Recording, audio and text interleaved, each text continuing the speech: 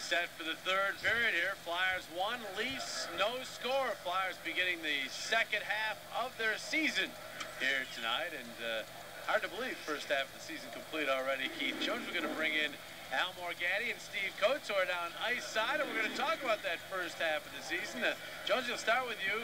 The biggest story in the first half in your mind?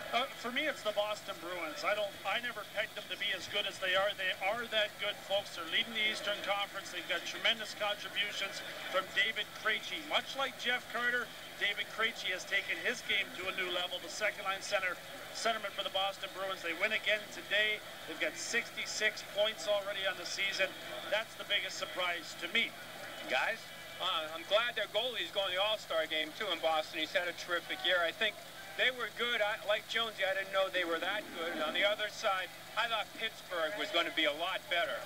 And Pittsburgh's really in a lot of trouble. They come in next week. I know they loaded up to take a shot at it last year. They lost Hossa, and that's falling apart there, Coach. I think you're going to see a big change there in Pittsburgh. I think that the Pittsburgh Penguins have to change the coach. It's the only thing they can do. I didn't like bringing in Fedotenko or Shatan. And remember, they began the season without Whitney and without Gonchar. Gonchar's still in the lineup, but still, Crosby, Malkin, they're all still very good players, and there's a lot expected of the Pittsburgh Penguins. What do you got to do? You got to look at that coaching spot, and that coaching spot has got a 5-minute parking meter in front of his car area. So Pat Quinn there? Oh, I don't know. Pat Quinn's certainly one of the names being mentioned there. You look at the standings, guys. The Flyers in the 3rd seed right now. Another story certainly has been the Washington Capitals continuing their resurgence. They've been very good since the middle of November or so, just about the time the Flyers caught fire. And Montreal, if you go back to the beginning of the season, that was a team a lot of people were picking, Josie, to perhaps come out of the East, and now they're starting to play like it. Yeah, 100th season for the Montreal Canadiens, and great expectations there. They've continued to get better, which is a good sign for the Canadiens. They've had a lot of injuries. Saku Koivu still out of the lineup. Christopher Higgins has been out of the lineup for an extended period of time. So watch out for the Canadiens. They may yet get to what's expected of them, and that was to be one of the top 3 teams in the Eastern Conference. So look for them to get healthy and look for them to get a lot better. All right.